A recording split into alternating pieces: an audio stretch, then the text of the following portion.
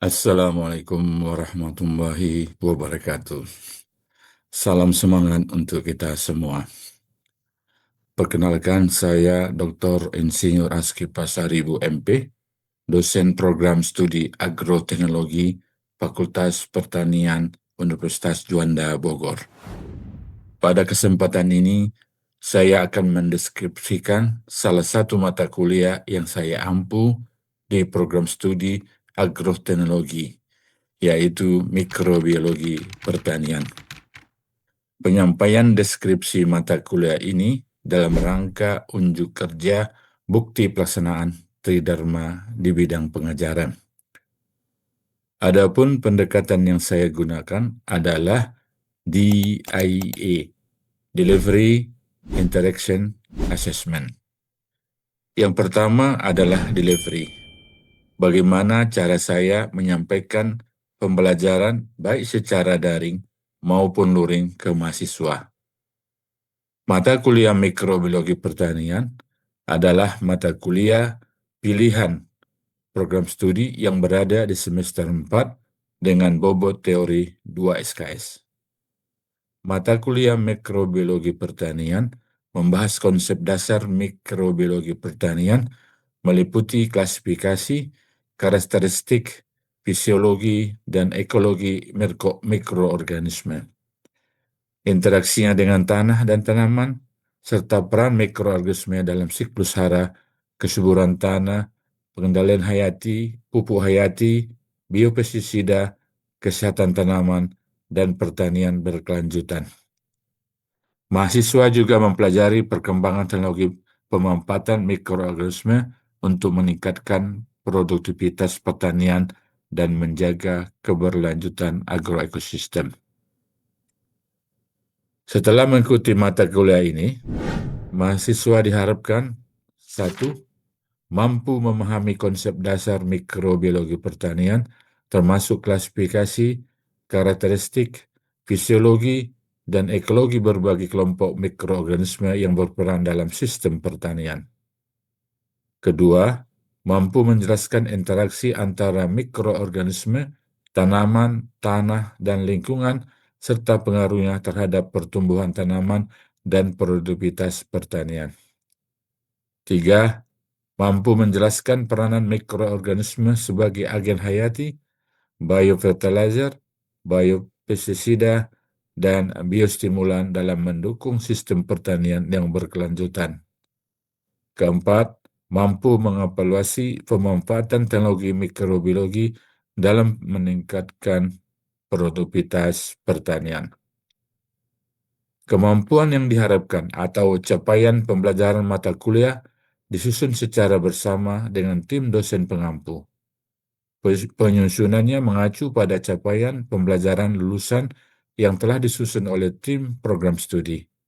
Hal ini dimaksudkan untuk mendukung profil lulusan yang telah ditetapkan oleh program studi agroteknologi.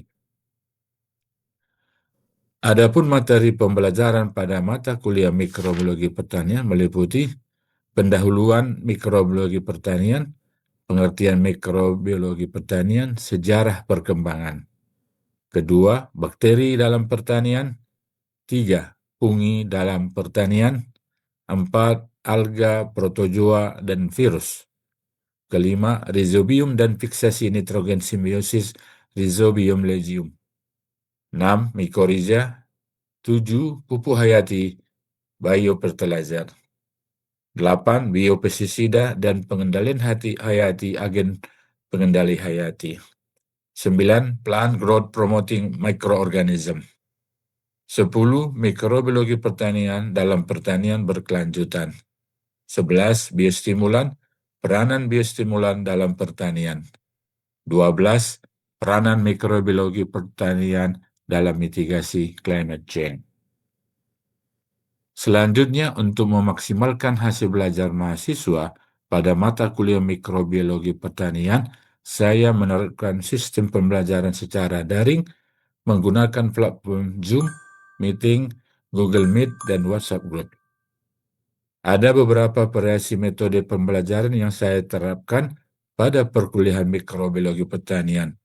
Hal ini dimaksudkan supaya pembelajaran tidak terkesan monoton dan dapat menarik minat belajar mahasiswa, sehingga tujuan pembelajaran dapat tercapai. Metode yang saya gunakan antara lain discussion, small group discussion, discovery learning, problem-based learning, collaborative learning, case study, contextual interaction. Begitulah cara saya mendeliver bahan kajian ke mahasiswa. Kemampuan akhir yang diharapkan yaitu mahasiswa mampu menyelesaikan permasalahan terkait peran mikrobiologi pertanian dalam meningkatkan pertumbuhan dan hasil tanaman. Kemudian, saya akan menjelaskan terkait interaction. Bagaimana saya berinteraksi dengan mahasiswa baik saat pembelajaran berlangsung maupun di luar pembelajaran. Pendekatan pembelajaran yang saya gunakan selama pembelajaran berlangsung adalah pendekatan pembelajaran yang berpusat kepada mahasiswa, atau kita kenal dengan center learning, mulai dari tahapan pendahuluan, inti, hingga penutup. Mahasiswa selalu saya libatkan untuk dapat berperan aktif, baik itu merespon atas pertanyaan yang diberikan, memberikan pertanyaan, memberikan masukan, ataupun bentuk keaktifan lainnya. Pada tahapan pendahuluan biasanya mengulas kembali materi yang telah dipelajari pada pertemuan sebelumnya. Nah, bentuk reward yang saya berikan kepada mahasiswa berupa poin keaktifan. Dengan cara ini, harapan saya mahasiswa lebih termotivasi dan dapat mempersiapkan perkuliahan dengan baik. Pada tahapan inti pembelajaran, bentuk interaksi dilakukan sesuai dengan metode pembelajaran yang telah ditetapkan. Nah, pada tahapan penutup, saya memberikan kesempatan kembali kepada mahasiswa untuk menyampaikan kesimpulan dan diakhiri dengan evaluasi proses pembelajaran. Di luar kegiatan pembelajaran, saya tetap berinteraksi dengan mahasiswa. Saya berusaha memfasilitasi mahasiswa untuk bertanya maupun berdiskusi, baik tatap muka secara langsung maupun menggunakan WhatsApp. Itulah bentuk interaksi yang saya lakukan pada mahasiswa. Terakhir, saya akan menjelaskan proses asesmen. Bagaimana cara saya melakukan penilaian terhadap hasil kerja mahasiswa. Prinsip penilaian yang saya terapkan yaitu bersifat edukatif, autentik, objektif, akuntabel, dan transparan. Pada pertemuan pertama perkuliahan, selain menyampaikan rencana pembelajaran semester, saya juga menyampaikan kontrak perkuliahan, salah satunya komponen penilaian. Komponen penilaian yang telah disepakati antara saya dan mahasiswa seperti yang tersajikan dalam layar berikut. Contoh bentuk penilaian yang saya terapkan pada perkuliahan mikrobiologi pertanian antara lain secara tertulis pengamatan keaktifan dan penugasan. Untuk memudahkan saya dalam melakukan penilaian, saya menggunakan instrumen berupa rubrik penilaian dengan kriteria tertentu yang sudah saya sampaikan kepada mahasiswa pada pertemuan pertama, supaya mahasiswa lebih termotivasi dalam mencapai tujuan pembelajaran.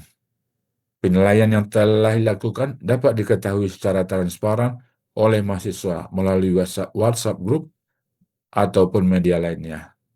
Berikut akan saya tampilkan rekaman kegiatan pembelajaran mikrobiologi pertanian secara daring. Baik, Bismillahirrahmanirrahim. Assalamualaikum warahmatullahi wabarakatuh. Waalaikumsalam warahmatullahi wabarakatuh. Waalaikumsalam warahmatullahi wabarakatuh. Selamat malam, apa kabar semua adik-adik? Alhamdulillah baik Bapak. Alhamdulillah sehat-sehat semua ya. Baik, hari ini adalah kuliah terakhir kita sebelum ujian akhir semester dengan topik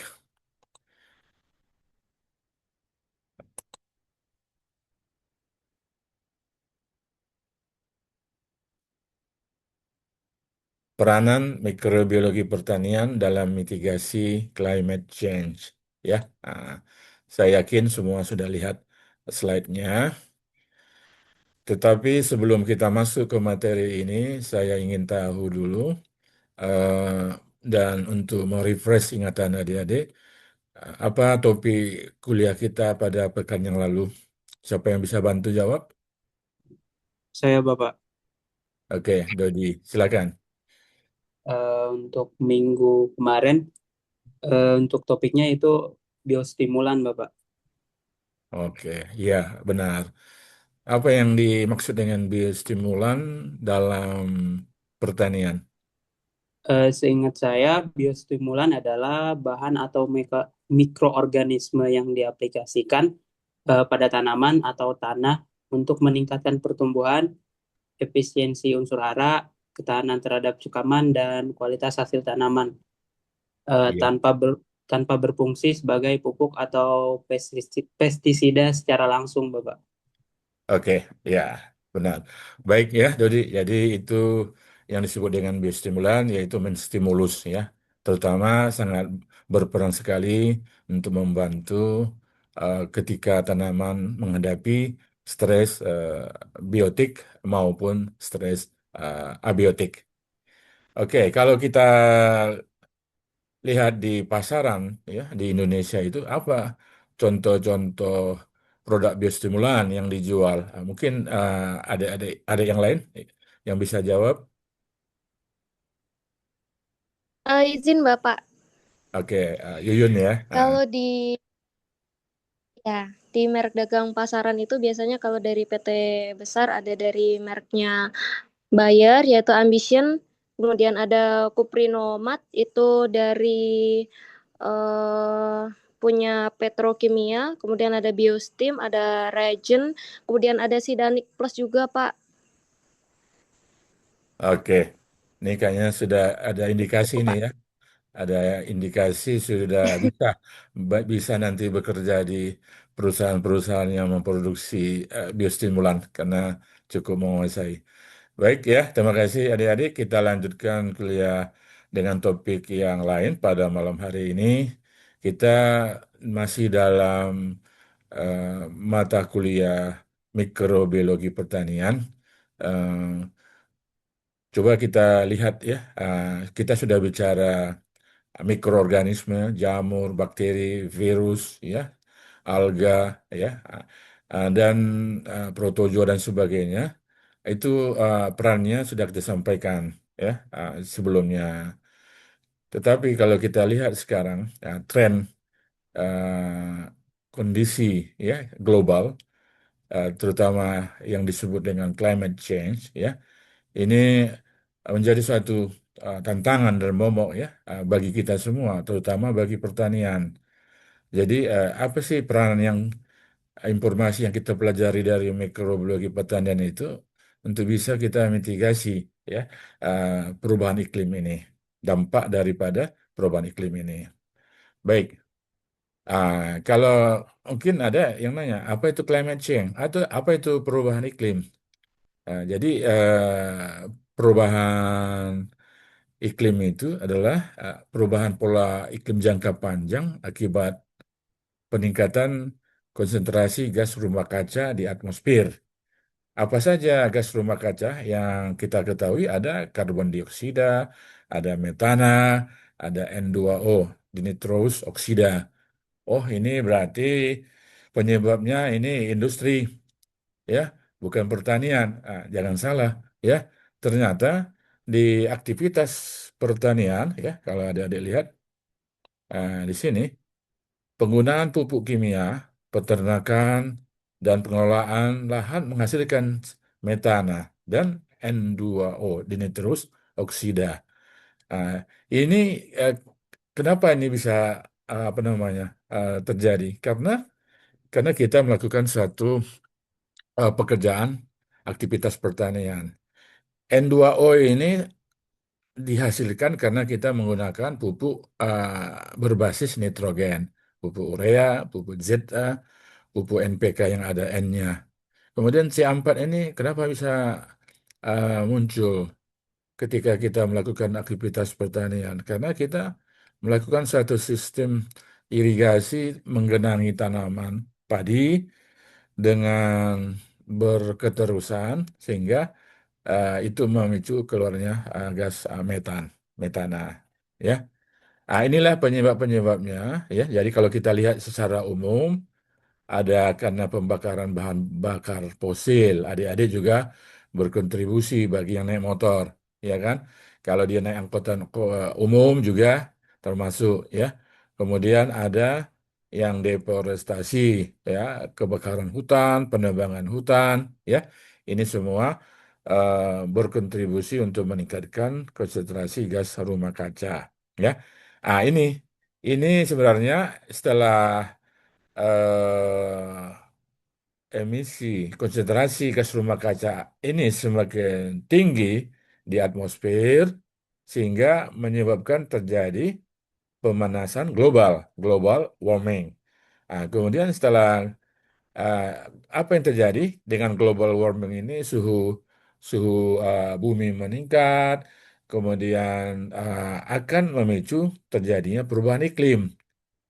Ya, ini suhu global meningkat, perubahan pola curah hujan, kenaikan air permukaan laut, kenaikan permukaan laut, cuaca ekstrim lebih sering, kadang hujan tiba-tiba, kadang udah kering. Ya, itu dia. Oke, coba kita. Ah, Tentunya kita bertanya apa dampaknya terhadap pertanian climate change ini. Ya, tentu saja eh, akan mengancam ketahanan pangan, produktivitas, dan keberlanjutan sistem pertanian. Kenapa? Misalnya dengan suhu meningkat, ya itu akan mengganggu fisiologi tanaman, mempercepat transpirasi dan juga evaporasi, ya air yang di tanaman menguap, air yang ada di sekitar tanaman juga ikut menguap, evapotranspirasi. Tentunya akan mengurangi hasil panen. Kekeringan, ya. Ini tantangan yang luar biasa ini di Indonesia daerah timur, ya. Ini sering terjadi kekeringan. Kalau di daerah di belahan dunia lain, Afrika, ya, sering kita dengar, ya. Artinya kita lihat apa informasi atau berita di TV itu lihat tanahnya retak dan sebagainya, ya, itu artinya apa? Terjadinya kekeringan. Kemudian hujan tidak menentu, tiba-tiba hujan menggenangi dan akhirnya banjir dan ataupun La Nina, ya. Kemudian dampak kepada pertanian, ya, ini juga bisa menurunkan produktivitas. Kombinasi suhu tinggi, air tidak stabil, ketersediaannya, OPT meningkat, ya, tentunya anjlok, ya, produktivitas.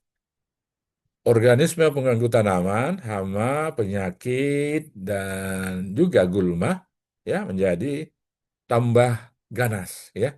Ah, saya ada pernah memberikan kuliah di satu universitas Sumatera, khusus dampak climate change ini terhadap perilaku gulma, ya, perilaku gulma.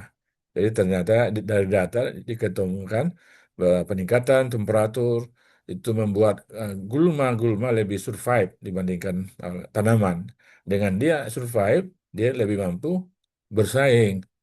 Dia lebih mampu menyerap air, menyerap oksigen, ya, ataupun menyerap apa namanya cahaya, ya, cahaya, air, dan mengambil tempat.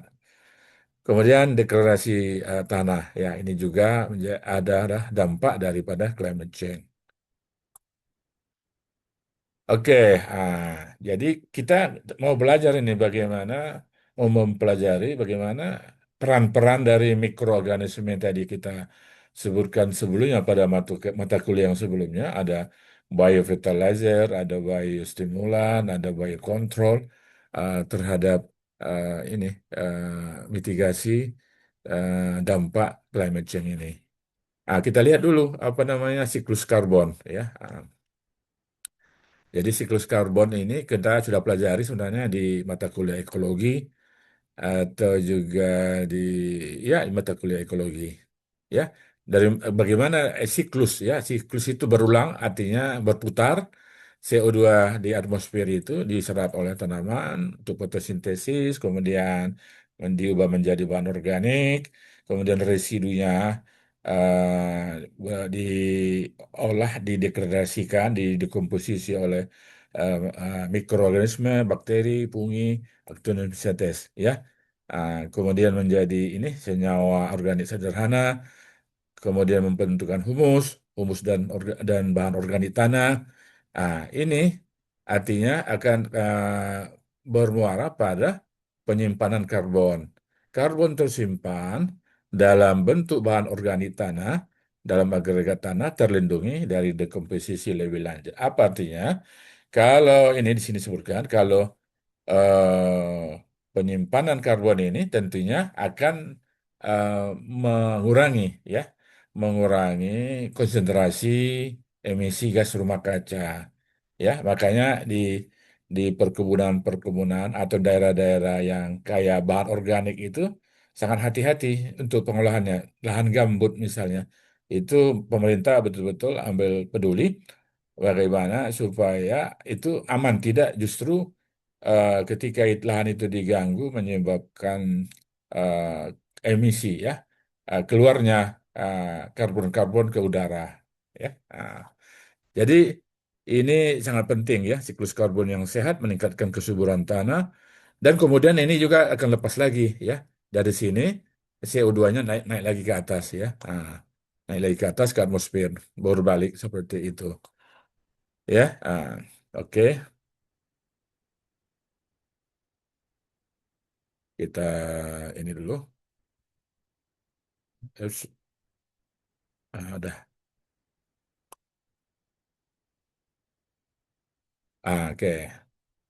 Kemudian coba kita lihat yang tadi saya sebutkan, menyimpan karbon. Apa sih menyimpan karbon? Soil carbon sequestration, ya, sequestration, ya. Ah, Menyimpan karbon di tanah untuk iklim yang lebih baik dan tanah yang lebih sehat. Jadi carbon sequestration adalah proses penyimpanan karbon dalam tanah dalam bentuk bahan organik stabil untuk jangka panjang. Siapa yang berperan di sini? Siapa yang berperan? Ini yang berperan adalah mikroba, ya, adik-adik, ya. Jadi eh, mikroba, bakteri, jamur, Actinomycetes, yang kalau kita lihat dari proses awal, pertama, dia uraikan residu tanaman, mengubahnya menjadi senyawa organik kompleks. Kemudian tanah, ya, mikroba menghasilkan bahan perekat seperti glomalin dan dari fungi, polisakarida dari bakteri, mengikat partikel tanah menjadi agregat stabil. Kemudian, agregat tanah dan bahan organik tadi yang stabil melindungi karbon, dikunci karbonnya tidak lepas CO2 itu. Inilah peran daripada mikroorganisme tadi, ya. Sehingga dengan diikat atau disimpan karbon, si karbon ini tidak lepas ke udara yang dikhawatirkan menyumbang eh, terhadap konsentrasi gas rumah kaca di atmosfer. Ini jadi ini yang terjadi, ya. Ini juga sama ini, ya. Karbon masuk ke tanah, kemudian disimpan. Oke, faktor manfaat soil karbon ini mengurangi, ya, udah tadi CO2 atmosfer, meningkatkan kesuburan tanah. Faktor yang mendukung penyimpanan karbon tanah, ini kalau kita mau lagi ada faktor yang mendukung, bisa juga kita tambah tanaman penutup tanah, ya. Ini diterapkan, ya, di perkebunan. Ada pemanfaatan residu tanaman, penambahan kompos, ada namanya tandan kosong sawit, ya, bahan-bahan sisa-sisa tanaman, pisang atau batang-batang tanaman itu menambah kompos atau pupuk organik. Tanaman dengan perakaran dalam ini juga membantu dalam penyimpanan karbon. Olah tanah minimum tanpa olah tanah. Oke, ini kita kembalikan lagi. Bentar, ya. Oke, ini adik-adik masih ingat tentunya mikorrhiza, ya. Mikorrhiza. Mikorrhiza ini jamur apa bakteri? Adik-adik, ya. Nur Bapak, Ya, mikorrhiza jamur atau bakteri? jamur. Oke, benar, ya. Berarti masih segar, ya, dalam ingatannya. Mikorrhiza dan penyimpanan karbon. Mikorrhiza adalah simbiosis antara jamur dan dan akar tanaman yang berperan dalam meningkatkan penyimpanan karbon di tanah. Bagaimana perannya? Ini dengan adanya si mycorrhiza menginfeksi dalam konotasi positif, hifa mycorrhiza itu bisa memperluas jangkauan akar hingga berlipat-lipat. Yang coklat akar, tapi yang putih-putih itu, yang putih-putih adalah hifa daripada jamur. Ikut dia berperan sebagai penyerap ya air, yang dalam air itu ada nutrisi ya. Kemudian apa lagi perannya? Meningkatkan biomasa tanaman. Ya, tentunya dengan biomasa tanaman, penyerapan nutrisi yang lebih baik, meningkatkan pertumbuhan akar sehingga menambah biomasa tanaman. Menghasilkan glomalin tadi, yang kita sebut tadi, dia merekat ya partikel tanah, membentuk agregat-agregat ya, yang untuk bagus untuk struktur dan kesuburan tanah. Ya, ini. Jadi glomalin yang dihasilkan oleh si mikorrhiza itu kunci stabilitas karbon. Nah, ya, nanti ini ada beberapa manfaat mikorrhiza bagi tanah dan iklim, ya, meningkatkan penyimpanan karbon tanah dan mengurangi CO2 atmosfer, dan tentunya kesuburan, efisiensi penggunaan air dan mendukung pertanian berkelanjutan. Itu mikorrhiza, ya. Oke, kita lihat lagi. Kemudian ini coba kita bakteri penambat nitrogen apa kemarin yang kita pelajari, yang adik-adik diminta membuat videonya. Rhizobium, Pak. Rhizobium. Oke, ya saya harap semua sudah mengumpulkan PR-nya ya. Itu paling tidak dapat tambahan nilai lumayan bagi yang mengumpulkan videonya. Terlepas benar atau salah, tapi mudah-mudahan benar harusnya ya. Jadi ini rhizobium. Jadi sebenarnya ada ini yang bersimbiosis dengan legium. Ada juga yang apa namanya Cooper, kurang pergaulan. Dia tidak mau simbiosis. Dia hidup bebas di tanah, tapi dia menambat nitrogen. Apa itu? Azotobacter, ya. Kemudian ada lagi yang hidup berasosiasi dengan akar tanaman, terutama rumput hutan Azospirillum. Ya, ini yang ya, ini harusnya dapat kemarin ini bintil-bintil ini kelihatan ya waktu kalian ambil, kecuali yang kalian ambil bukan tanaman legium, tanaman tanaman non legium nggak ada bintilnya ya. Ah, oke, jadi apa ini manfaatnya kalau kita kaitkan dengan climate change? Kalau kita lihat ya, yang pertama dia akan mengurangi pupuk nitrogen sintesis. Apa tadi gas yang dikeluarkan kalau kita berikan pupuk N2 N2O ya. Jadi itu mengurangi pupuk nitrogen yang berkontribusi menghasilkan N2O. Tentunya dengan adanya si rhizobium ini berkurang. Dengan itu makanya N2O ini eh, berkurang, berarti kita sudah membantu dalam mitigasi dampak daripada climate change ini. Ya, ya ini satu hal yang sangat menjanjikan sebenarnya bagi adik-adik ketika nanti sudah selesai perkuliahan, banyak hal-hal yang bisa dikerjakan secara mandiri. Adik-adik bisa cari mikroba ini, rhizobium ini bisa bisa dibiarkan secara buatan dan bisa di diformulasi. Kemudian adik-adik bisa buat dalam karung. Wah, dijual siapa terserah mau buat nama sendiri bisa ya. Ini karena ke depan ini ya ini yang diharapkan dari lulusan-lulusan pertanian itu memang betul-betul berkarya di pertanian. Oke, kemudian ini apa ini siklus nitrogen. Ini kita sudah bahas kemarin sebenarnya. Siklus nitrogen ini kita lewati saja ya, tapi yang mau kita sampaikan di sini ada hanya tahapan bahwa di dalam siklus nitrogen itu ada fiksasi, kemudian ada mineralisasi, amonifikasi, bahan organik diuraikan menjadi NH4, ada nitrifikasi, NH4 menjadi N2, NO3, kemudian kebalikannya denitrifikasi, NO3 kembali menjadi N2. Itulah siklus. Ah, apa manfaat daripada siklus nitrogen ini? Menyediakan nitrogen bagi tanaman secara alami.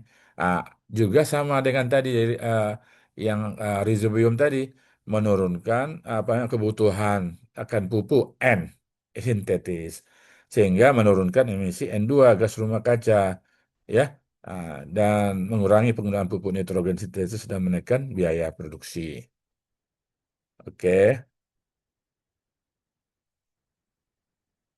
Kemudian ini kita langsung lihat emisi N2 ya. Ini lebih jelasnya lagi. Pupuk urea, pupuk nitrogen apa aja? Adik-adik udah pernah belajar ilmu tanah atau kesuburan tanah, ada pupuk urea, ZA. ZA ini sulfur amonium, amonium sulfat ya. Amonium nitrat ada, ini N semua. Kemudian apa lagi yang menyumbang itu? Denitrifikasi, kebalikan tadi ya, dirubah menjadi N2 lagi. Apalagi ini proses oksidasi amonium menjadi nitrat dapat menghasilkan N2 sebagai produk antara. Ya, ini peran-perannya tadi udah ada sebenarnya di siklus nitrogen tadi. Mikroba itu dapat menghasilkan N2 antara di sini. Di sini dia bisa apa mikrobanya? Nitrosomonas, nitrobakter. Kemudian dapat mengurangi. Kalau ini bisa dia menambah ya, justru menambah N2.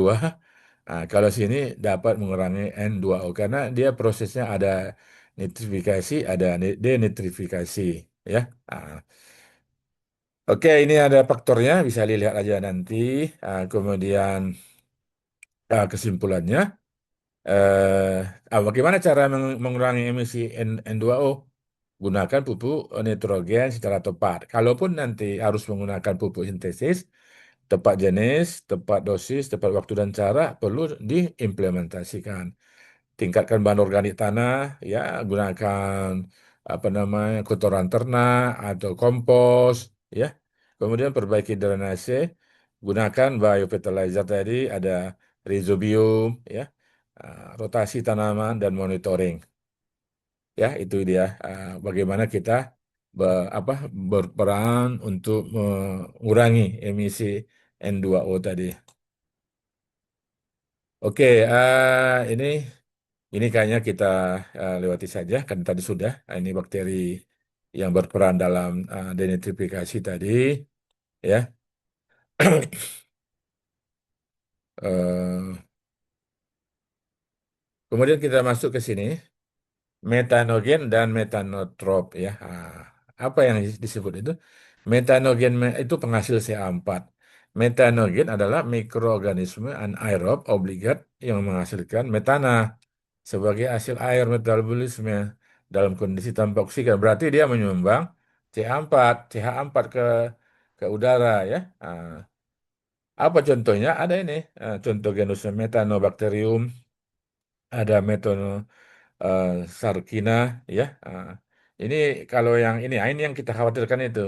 Yang Sarkina inilah yang di sawah-sawah itu ya. Di sawah itu dia memproduksi begitu. Ayo, sebentar.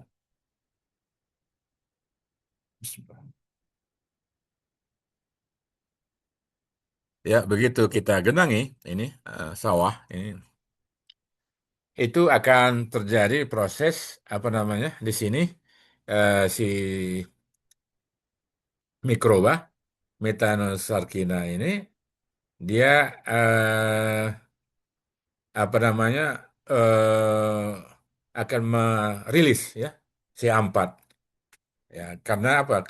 Karena dengan proses penggenangan itu dia akan terpicu untuk bahan-bahan yang ada di dalam tanah dalam sawah itu dia akan gunakan ya untuk merilis CA4 dari bahan organik ya substrat yang ada di dalam misalnya asetat, hidrogen, karbon dioksida. Ini termasuk yang harus kita hindari ya. Kemudian ada yang disebut dengan metanotrop, pengoksidasi CA4 adalah mikroorganisme aerob ya yang bekerja pada adanya oksigen yang menggunakan metana sebagai sumber karbon dan energi serta mengoksidasi CH4 menjadi CO2. Apa contohnya? Metilococcus ya. Dia berbentuk kokus menggunakan CH4 metana ini sebagai satu-satunya sumber karbon dan energi. Di mana ini? Ada di tanah, air tawar. Ada metilosinus, ya. Ini juga ditemukan di tanah dan di lingkungannya lainnya. Nah, jadi dengan begitu peran dan manfaat metanogen berperan dalam dekomposisi bahan organik anaerob. Yang ini, ya. Nah, ini. Nah, metanotrop membantu mengurangi emisi. Nah, ini. Nah, keseimbangan keduanya penting untuk pengendalian gas rumah kaca. Satu sisi, kita juga perlu dekomposisi bahan organik yang dilakukan oleh mikroba secara anaerob. Ya, kalau tidak ada tidak dekomposisi, bisa ada bayangkan ya, bisa dibayangkan seperti yang saya sampaikan, sampah menumpuk, ya itu tidak ada, sehingga akan diisi sampah lah semua area-area kosong yang ada di sekitar kita. Jadi caranya bagaimana ini? Nah, ini mitigasinya, caranya eh, ini tadi yang zona anaerob tadi, tanpa oksigen, ini zona aerob. Nah, ini kita lakukan kalau di mata kuliah pertanian berkelanjutan sudah saya sampaikan, ya, caranya dibuat intermittent irrigation. Intermittent irrigation itu diairi, dikeringkan, diairi, dikeringkan, sehingga tidak tidak apa namanya, tidak eh, eh, terlampau besar ya metana yang dihasilkan. Walaupun tidak bisa dinafikan, tetap akan dihasilkan. Ya, oke, kita lanjutkan. Masuk biostimulan. Apa sih apanya? Kalau biostimulan kan udah pernah adik-adik pelajari ya. Artinya tadi sudah disampaikan definisinya, cara kerjanya. Biasanya kita atau fungsinya lah dulu ya, meningkatkan toleransi kekeringan tadi, stres, biotik, meningkatkan efisiensi air, memperbaiki pertumbuhan akar. Cara kerjanya, aplikasi mikroba ke tanah, benih, akar, kolonisasi di rizosfer, interaksi mikroba tanaman, kemudian peningkatan pertumbuhan hasil dan ketahanan tanaman. Ada lagi PGPR, ya. PGPR ini plant growth plant growth promoting rhizobacteria, ya. Artinya bakteria bakteria yang berada di sekitar akar yang mempromot ya, menstimulus pertumbuhan tanaman. Ya, nah ini dia. Jadi ini bagaimana kaitannya dengan mitigasi dampak perubahan iklim, ya. Ini bisa kita hubungkan ya dengan dia bisa apa namanya, membuat sistem ketahanan eh, tanaman, kemudian dia menghasilkan ada hormon, ada enzim, ya, pelarut fosfat dan sebagainya. Ya, ini akan juga akan membantu dalam apa namanya, berkontribusi untuk mitigasi terhadap dampak perubahan iklim yang harusnya dia mungkin menggunakan bahan-bahan dari kimia, tetapi dengan menggunakan bahan alami dari mikroba biostimulan itu akan mengurangi peluang untuk memperbesar emisi gas rumah kaca di atmosfer. Oke, ini ada sedikit saja ya, ini ada jamur, peran pungi, ya, kemudian sebentar saya turunkan ini dulu, kompos, mikroba, ya, dan biokar, ya. Nah, ini semua artinya ini kita kaitkan ya, bagaimana ini terkait dengan kesuburan tanah, ya. Artinya kalau juga pungi ini sini juga dalam memperbaiki kesuburan tanah, kompos juga untuk bahan organik, menyimpan karbon, ya. Nah, ini juga termasuk tujuan kita tadi untuk mengurangi dampak daripada climate change ini. Biokar ini juga ya menyimpan karbon jangka panjang uh, dan meningkatkan aktivitas mikroba. Biokar tambah mikroba, tanah sehat, produktif, dan penyimpanan karbon jangka panjang. Kalau kompos tambah mikroba, kesuburan tanah berkelanjutan, dan penyimpanan karbon. Pungi adalah arsitek kesuburan tanah dan penyimpanan karbon alami. Ya, arahnya kita tetap bahwa kita tujukan untuk mitigasi dampak perubahan iklim, ya. Nah, contoh, ya ini sebelum terakhir, slide terakhir, contoh yang kita contoh implementasi di Indonesia. Pemanfaatan mikroorganisme untuk pertanian berkelanjutan dan penyimpanan karbon. Sudah banyak ya. Nah, silakan aja nanti dicek. Ada ada kalau di padi ada biofertilizer pada padi ya. Nah, ini nanti bisa kita cek nanti. Ada beberapa, ada yang dia mengandung azospirillum, azotobacter, pseudomonas, banyak sekali ya terdaftar ini. Kalau adik-adik lihat nanti di data produk yang terdaftar di Kementerian Pertanian lumayan banyak ratusan ya. Nah, kemudian pada kelapa sawit ada penggunaan mikorrhiza ini sudah rutin karena saya juga termasuk di industri yang memproduksi mikorrhiza. Kita kita kenalkan ke apa namanya ke perusahaan-perusahaan perkebunan sawit. Kompos berbasis mikroba ya. Ah, siapa yang udah pernah buat kompos? Ada yang pernah buat kompos? Apa yang ditambahkan ke dalam kompos? Bahan kompos itu? Mikroba. Apa produknya? E4, Pak. Ah, oke. Nah, udah ada yang ada siap-siap ini mau buat kompos sepertinya, ya. Mudah ya, tidak susah. Kemudian ada dekomposer. Ini juga dekomposer ini sekarang lagi tren ini. Jadi bagaimana bahan-bahan organik sisa tanaman itu cepat melapuk. Jadi kalau kita hanya biari seperti ini jerami atau di lahan-lahan kelapa sawit ada tandan kosong sisa dari limbahnya itu numpuk, mana mau dibuang kan gitu. Itu sekarang ada yang menawarkan formulasi mikroba, diisi dalam formulasi itu mikroba pelapuk semua. Jadi kalau hanya dibiarkan alami tetap dia akan melapuk. Tetapi kalau diberikan khusus memang niat ya itu istilahnya memang niat banget dia kata itu memang kalau kita niat kita formulasi kita masukkan mikroba seperti trichoderma, bacillus, cellulitik, bakteria ya. Itu bisa mempercepat harusnya ini terdekomposisi sebulan setengah baru tuntas ini mungkin 2 minggu udah nah, selesai karena bergerombolan kan mikrobanya di situ untuk menguraikan karena itu bahan makanan dia dan juga dia berfungsi untuk melapukkan itu. Biochar ya, biochar. Ada pernah yang mengerjakan ini ya.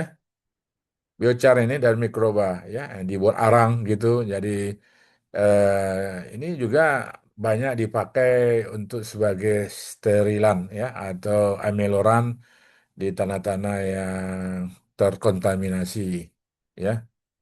Eh, Kalau di perumahan sering kalau airnya tidak jernih, pakai apa biasanya? Ya, ada pakai arang, campur lagi yang lain, ya, hijau dan sebagainya. Itu.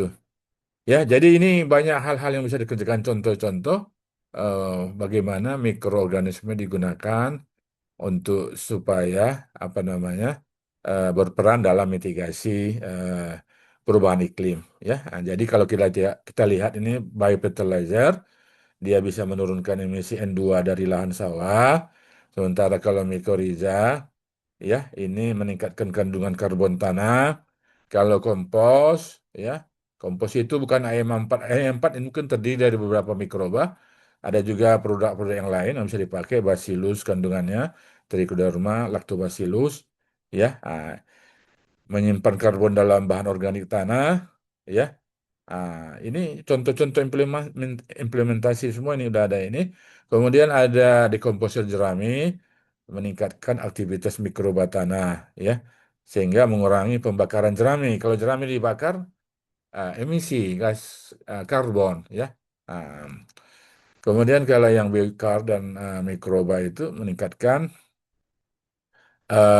apa namanya retensi air dan hara tanah, meningkatkan aktivitas dan keragaman mikroba, meningkatkan produktivitas tanaman. Ya tentunya juga menyimpan karbo jangka panjang. Ini dia, menyimpan karbo uh, jangka panjang. Oke, oke, kesimpulan ya, kesimpulannya Mikroorganisme merupakan komponen utama dalam mitigasi perubahan iklim di sektor pertanian. Ingat ya, ini kata kuncinya.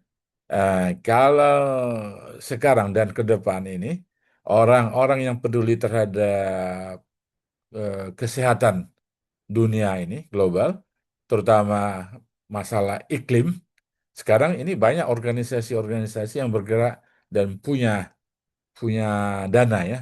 Ada mereka dapat funding ya dari banyak lembaga-lembaga. Mereka bekerja eh, bagaimana menyelamatkan dunia ini ya dari emisi gas rumah kaca.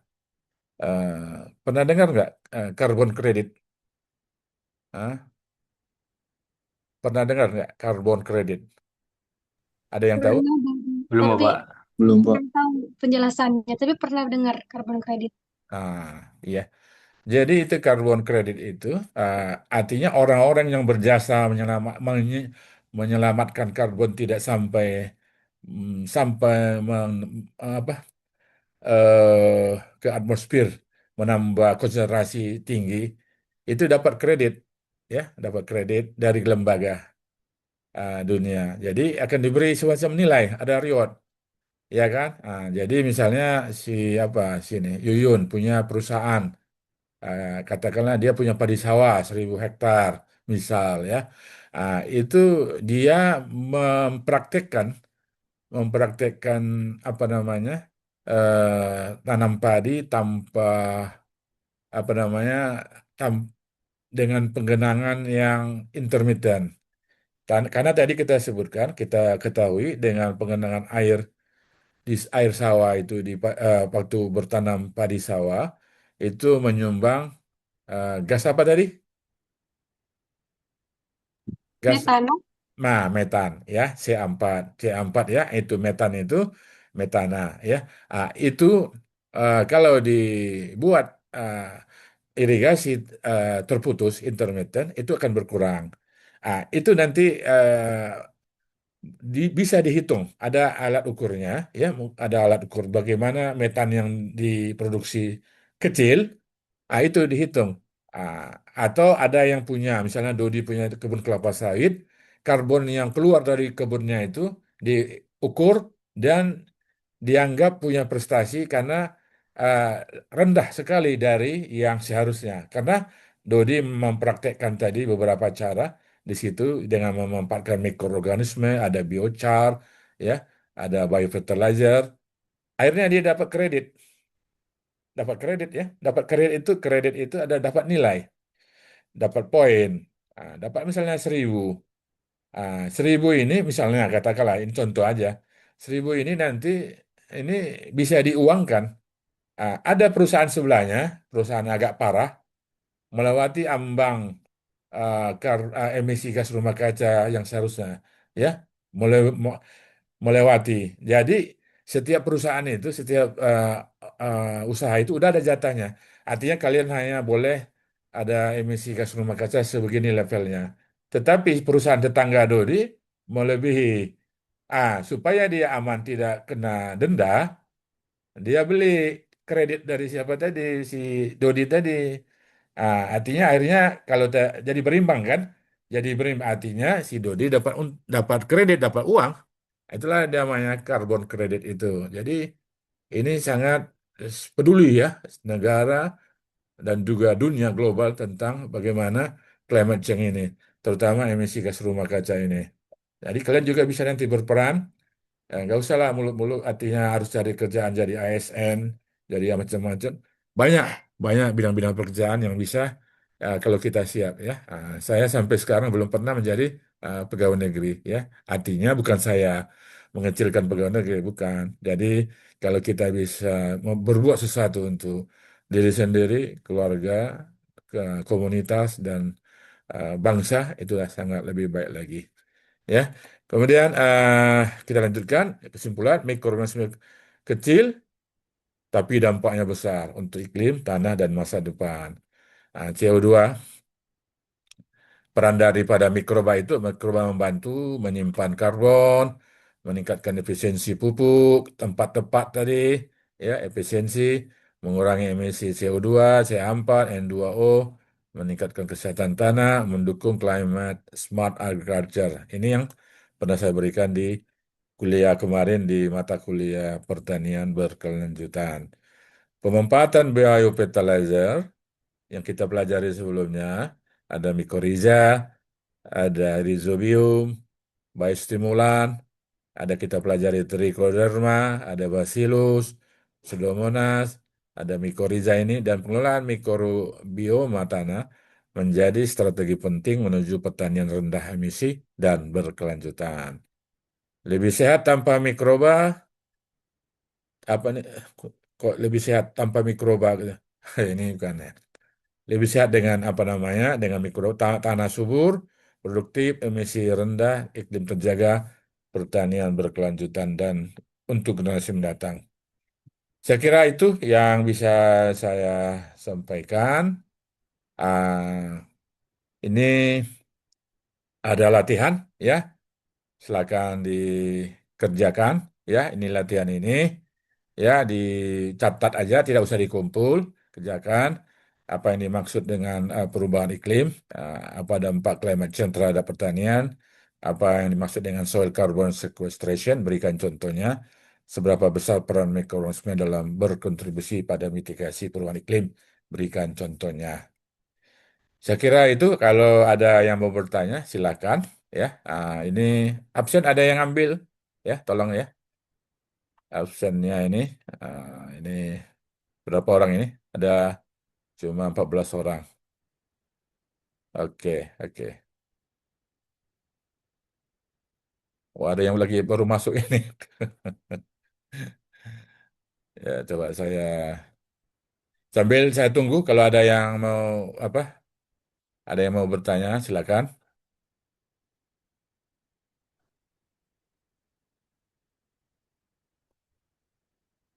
Oke, kalau tidak ada, kita tutup kuliah kali ini, kuliah terakhir. Sampai ketemu nanti ujian akhir semester. Mari sama-sama kita mengucapkan alhamdulillah, alhamdulillah alamin, dan diikuti dengan doa kafaratul majlis. Subhanakallah wa bihamdika asyhadu an la ilaha illa anta astaghfiruka wa atubu ilaik. Demikian kuliah kita pada malam hari ini, dan bag bentar ya. Saya apa dulu? Ini